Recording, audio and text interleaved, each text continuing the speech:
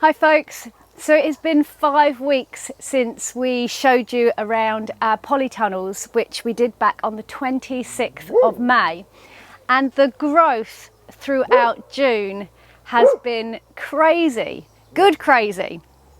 So we thought we'd show you what's going on, how everything has grown, and yeah, share with you how beautiful and lush everything is looking. Now, I've actually just been away for a few days, so coming in here and seeing what has happened has really been a big change for me as well, and I'm only really just taking it all in. So we'll go and have a look around and see what we can find. So this is tunnel 1 of 3 tunnels that we've got here. We use 2 for mainly for growing our annual crops in, and then the 3rd tunnel we mostly use for propagation at the moment, but we've got big plans for that one in the future. So starting up the top, we've got the Cape gooseberries. They have come on massively. The 2 at the top of the tunnel here are ones that did survive our last harsh winter, and they are noticeably bigger than the 2 at the bottom of the tunnel, which were newly planted ones this year. So yeah, it just goes to show that the top end of our tunnel, where we're on a slight slope, I suspect is quite noticeably warmer than the bottom of the tunnel. You can actually feel it as you move down as well. So this side, we've got this beautiful ground cover which has filled out so much in the last week. And this, in this tunnel, is Molokai purple sweet potatoes. And the Molokai purple we have tried to grow outside before, and we did get a harvest, but the size of the potatoes and the overall yield wasn't very good. So we've been experimenting a lot more with growing them undercover to see if that increases the yield. Last year we did them in pots, and that was really good. So we're trying them in the ground again this year. All down this side of the tunnel is peppers, so sweet peppers, and the plants are coming on nicely. The thing that I am really happy about in this tunnel, which you may have heard me mention if you saw our last tour video at the end of May, is the New Zealand spinach. Now, I love New Zealand spinach. It is just one of my favourite things to add to salads or to cook with. And it grows so abundantly. It's something that you just always have a good amount of. But I was quite worried this year because I didn't get any of my seed to germinate. And then just when I was about to give up on it, I noticed some plants had self-seeded in the polytunnel from where I had them last year, and they are growing on beautifully. So really happy about that. Also, something else that's self-seeded in the tunnel, which I did think would probably do, was the Malabar spinach, which we grew for the first time last year. And this is a red Malabar spinach, which you can grow the New Zealand spinach outside as well. It doesn't grow as strong in this country, in the UK, but the Malabar spinach you do need to grow undercover because it does like a lot more heat. So the Malabar spinach is also self-seeded. I did grow some of that from seed. Dan's put some in his polytunnel next door, well, the tunnel we call his tunnel. But the Malabar seeded everywhere, but it's been really easy just to pull out. So all I've done is just left a couple of plants in a few places and they can grow on, and we'll see how they go. So all down the back here is aubergines. The top end is a long purple aubergine, and the lower end of the tunnel is a bigger purple aubergine, Black Beauty, a pretty common aubergine. They're coming on slowly. I always find their growth at the beginning of the year is quite slow. I have been going through and sort of side shooting those a little bit. Now, like I say, I've just been away for a few days, so I'm still catching up. Dan has actually just been through, bless him, and tidied all my cucumbers and trombone courgette plants, which I'll show you in a minute. But yeah, I've still got to catch up with tomatoes and aubergines. And so until the plants get to the sort of size I want them to bush, I have been taking out these side shoots, very, very similar to what you do with tomatoes, but probably this one's getting about to the size where I won't side shoot as much anymore. Like this can come off here. But yeah, we want to get that one bushing out soon. Something else which has done really well, which I almost didn't grow in the tunnel this year after reading up on it, is the chickpeas. And if you have a look here, this is our chickpea plants. And I just pushed a few seed into the ground. I soaked them overnight first for 24 hours. And then I pushed a few seed into the ground. And I actually forgot about them for quite a while. And as you can see, we've got the chickpeas forming here. The plants are looking really good. But yeah, I'd read somewhere last year that they didn't like temperatures over, it might have been 40 degrees, and that they would grow better outside. So I tried some outside as well as inside, and I have to say the inside ones are growing much, much better. So yeah, always good to experiment, even when, you know, there's rules around gardening. Rules are there to be broken. So yeah, just have fun with it and try new things. So yeah, it's pretty much a recurring pattern going down this side. You've got the ground layer of the sweet potatoes, the aubergines that are going to grow up taller, the peppers that will sit above that, some self-seeded borage. I love having borage about the place. The flowers, star flowers, are just so beautiful. And you can also eat the flowers. They look great on salads, they add colour, and they look great as they grow. They can be a bit thuggish though, so I do have to keep them in check for their size a little bit. Yeah, so more self-seeded stuff here. So this is self-seeded nasturtiums. Again, love nasturtiums. Pretty much all of the plant is edible. You can eat the leaves. I add those to salads or sometimes into stir fries. The flowers you can eat as well. Again, they look and taste great on salad. They've got a little bit of a spicy taste. And then also when the plant seeds, you can use the seeds, you can pickle them and use them like capers. So yeah, brilliant. Love nasturtiums. Really happy that they self-seed. I usually end up having to pull a few out to keep things sort of tidy-ish. But yeah, all good, all good. Gotta love free and easy plants. So, if we come up the middle of the tunnel next, well, we'll kind of do the middle and the other side at the same time. So the middle row of our tunnels is where we grow our tomatoes. And these last couple of plants here are a sun gold tomato, which I'm looking forward to trying for the first time this year. Mostly interested to see how their flavour is because they are an F1 variety. I don't tend to grow F1 varieties. I usually stick to heritage because we want to keep those plants going and get better nutrients that heritage seeds offer. And most importantly, heritage normally gives better flavour. But I've heard these are good, so I'm always open to try things. Like I say, a little bit behind on the side shooting, tidying up the tomatoes. This is a great example here. So you see this is a big side shoot and this one just needs to come off. It's a bit big for doing by hand, but I'll give it a try. You can just pop that side shoot off and let the main stem of the tomato keep going.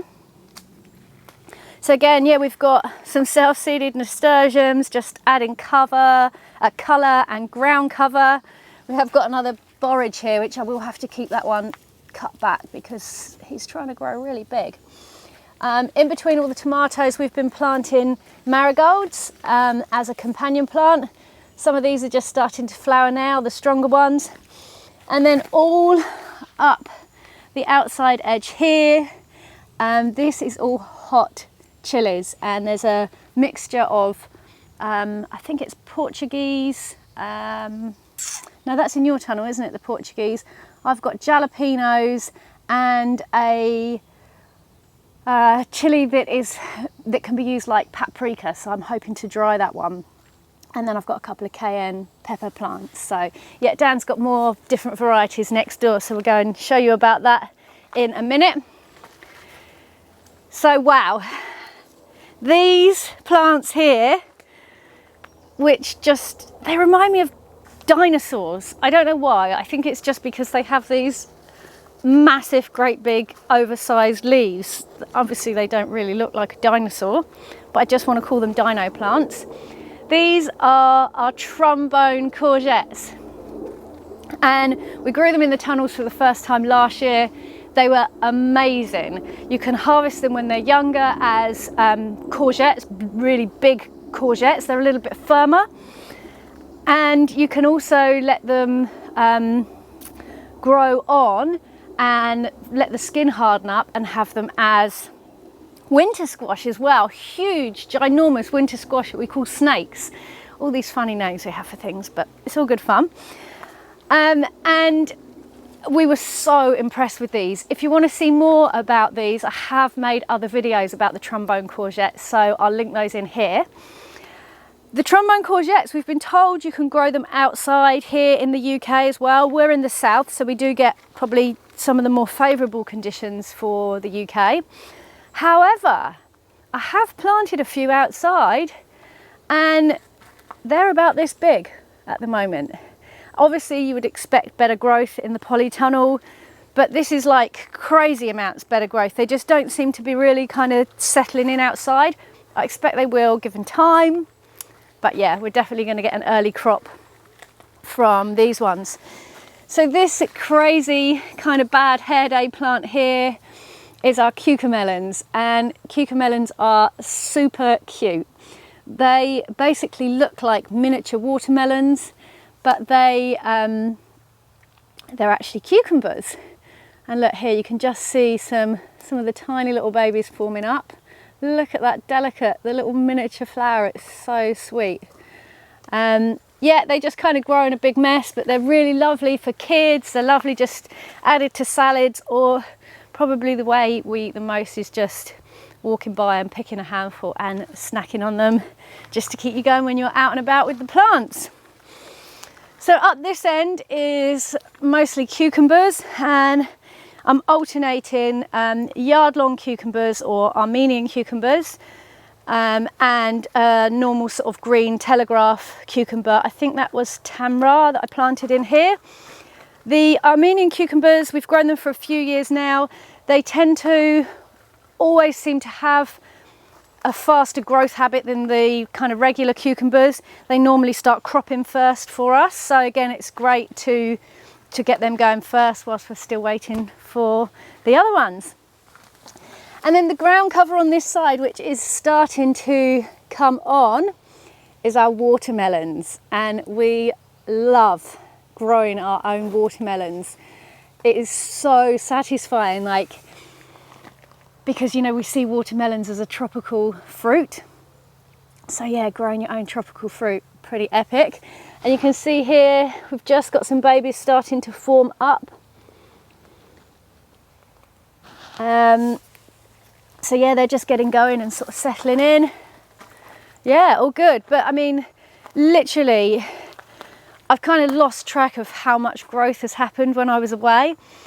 But I noticed before I went, like literally if I missed one day coming in the tunnel, everything had grown by at least a foot, 2 foot on this side, like the cucumbers, these guys in particular. And you can see here, look, here's one of the yard-long cucumbers forming up. And they have a slightly different texture, if you've not come across those before, to normal cucumbers. I think they're actually related to muskmelons. They're classed as a muskmelon, but they taste just like a cucumber. Again, pretty awesome. Love the diversity that you can have when you grow your own food. Like there's no limits. There's no limits to yeah, what you can do really. So one thing that we grew for the first time last year that yeah, we had quite a lot of interest in from other people as well was the okra. And the plants are still quite small, but we have got some fruits coming on them. I should probably actually be picking these fruits off because, like particularly this one here, look. This is this tiny little plant and it's got this great big fruit on it. And I'm hoping to be a bit more adventurous with these this year. I'm going to try pickling them and stuff. And you can see again right at the top of the tunnel here is actually where I've got tomatoes that are furthest ahead. So like I was saying in the beginning, it just goes to show that I'm pretty sure the temperature at the top of the tunnel is slightly favourable for the warmth loving plants. Sometimes known as the Queen of Herbs, our holy basil is coming along really nicely too, and I took my first harvest from it this morning, which I will dry for tea. When the plants have grown some more and I can get bigger harvests, I will also start tincturing the holy basil, as it is such a powerful medicinal plant that we can grow for ourselves. It's actually classed as an adaptogen, and adaptogens are really good at helping our body in times of stress, amongst other good things. Okay, so into Polytunnel 2 now.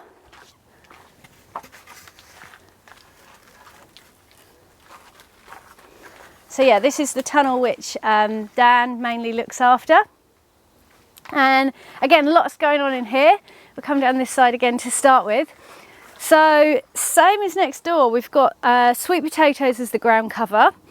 This is the variety Burgard or Beauregard, however you like to say it. It's an orange flesh sweet potato, one of the most common ones you find in the supermarket. And we normally get a better harvest from these, but as you can see, the foliage isn't as prolific as the Molokai purple that we've got next door. So again, all these interesting traits that the different varieties have. Same sort of theme, we've got the Cape gooseberries in the top corner. I'm pretty sure I had to replace nearly all of them in this polytunnel, so none of them overwintered this year, whereas they have for the previous 3 or 4 years. But yeah, it was a lot more prolonged cold than we normally get. Down the front here, this is all hot peppers, so hot chilies, and we've got a few different varieties. There's cayenne, there's jalapeno, there's a vindaloo, a Portuguese pepper, and I think there's one more that I'm forgetting, but anyway, we're going to have a lot of hot chilies, and we will freeze them and maybe ferment some. I did that last year, and yeah, just use them as much as we can because we do love chilies. So on the strings here, along this side is mainly melons. And again, we've got a few different varieties of melons. Woman's Collective Farm, which we really love. Minnesota Midget. And there's one more, which again, I'm struggling to remember. It will come to me in a minute. D. Sharon-Taze, thank you, Dan. But yeah, so something we're trying to be a lot sort of stricter, I guess, with this year is single stem pruning climbing plants, because we find in the past they get really quite messy, and if you let them go too far, it gets really hard work to manage. So we're actually trying to stay on top of the pruning a lot more this year. And as you can see, they've got their main stem coming up through, and like here, we've got a fruit that's formed, and we've cut the end off to stop the plant growing on and, you know, kind of trailing down and making a mess. But it has reshooted here. So what we will do is cut this off again. So you'll end up going up the plant with just probably maybe 5 to 9 fruits per plant, and trying to keep them nice and compact. And you can see this is a good example here of how they just kind of get a bit crazier. We need to prune this one a bit more. Because yeah, otherwise everything would just grow long and trail down on the floor. And to give good airflow, we're trying to keep the lower parts of the stems clear, and then also, you know, that gives the sweet potatoes more light and space to grow. So yeah, so that's the same. We're pruning our cucumbers in the same way as well this year. I should have pointed that out next door, but yeah, all good. So yeah, pretty much reoccurring theme down here. Sweet potatoes, melons, hot peppers, and this is another of our yard-long cucumbers. No, sorry, not the yard-long cucumbers, the trombone courgettes. I'm getting my words all mixed up. And again, you can see crazy amounts of growth. That's a yard-long cucumber there. But yeah, this was the one I wanted to show you because I just spotted in here, there we go, there is our first good sized fruit. There's lots of other baby fruits on the plants, but yeah, this one is the furthest ahead. Oh look, there's another one there as well. This is the furthest ahead that I've seen out of all of them between the polytunnels. So yeah, we will have, we'll be harvesting from these. I think we'll probably harvesting a lot from both of the tunnels, probably within about 2 weeks, I should imagine. This one here is a bottle gourd, and the leaves are actually like, kind of almost like velvety. As you can see, they're a slightly different shape to the cucumbers and courgettes. And yeah, Dan's growing bottle gourds for the first time because he wants to just try and utilise them. You can hollow them out and use them like as bowls and like vessels to carry stuff. So yeah, just another thing that we're trying just because we can and because it's fun. So yeah, all good. Through the middle here, again, same as the tunnel next door, we have got our run of tomatoes. And then the marigolds in between, and next door was French marigolds, and in this tunnel we've got the African marigolds. Oh, there looks like there might be one stray over there though. But we're finding that the African marigolds are growing a lot bushier and a lot faster than the French marigolds, which actually went in a little bit earlier as well. So again, all these interesting things that you notice between varieties.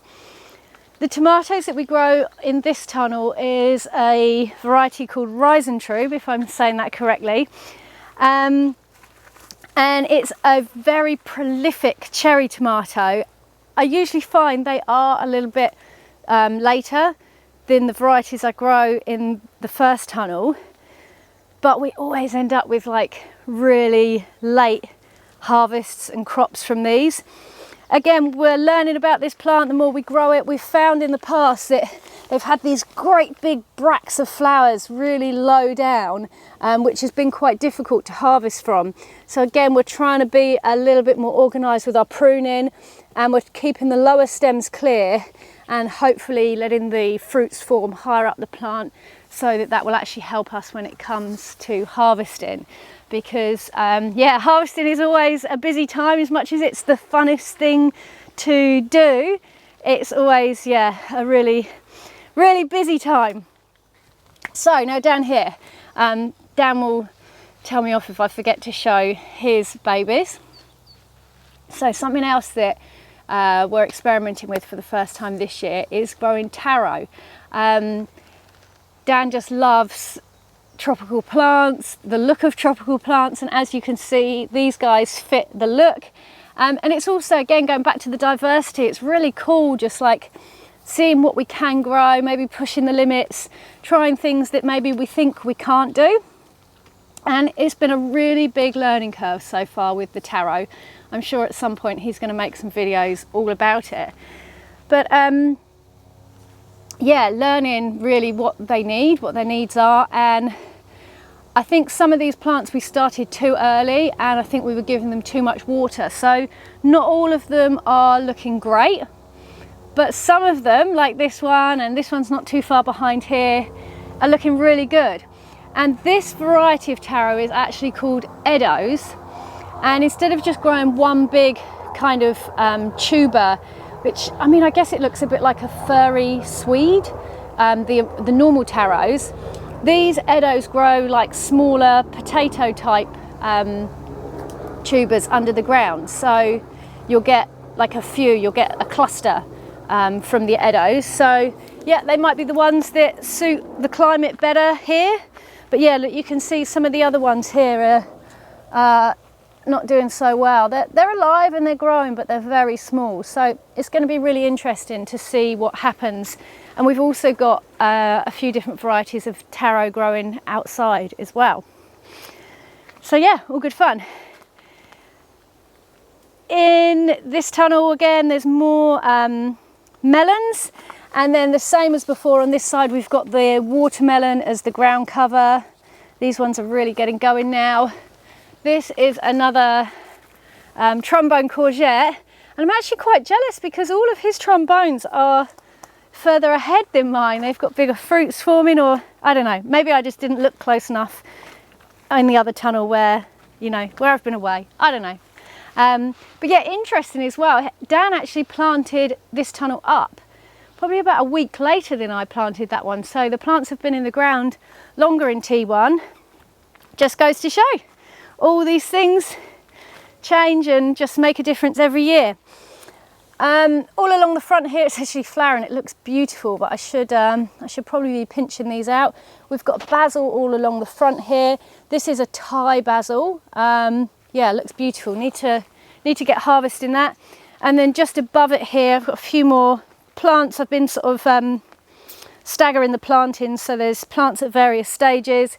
And then I've got the sweet basil along here. Genovis basil, I think that one is. And yeah, again, different plantings from different times. Again, more of it. This all needs pinching out now and starting to harvest. So yeah, we need to get on and start doing some basil pesto maybe.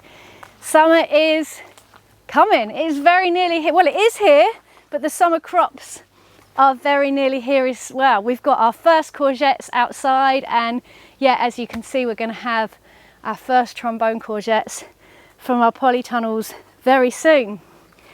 So yeah, I hope you've enjoyed the update tour.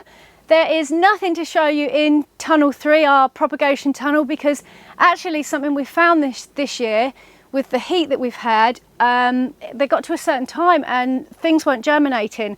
So I actually moved all of the propagation outside into trays. So yeah, absolutely nothing other than a few trees in tunnel 3. So we will leave the tour at that today. If you've enjoyed it, please give this video a thumbs up because it really helps our channel to grow. Ask any questions or any comments below. We try and reply as much as we can, and we always love reading the comments. Please subscribe to our channel if you haven't done so already, and we will catch you here again soon. Peace and plants.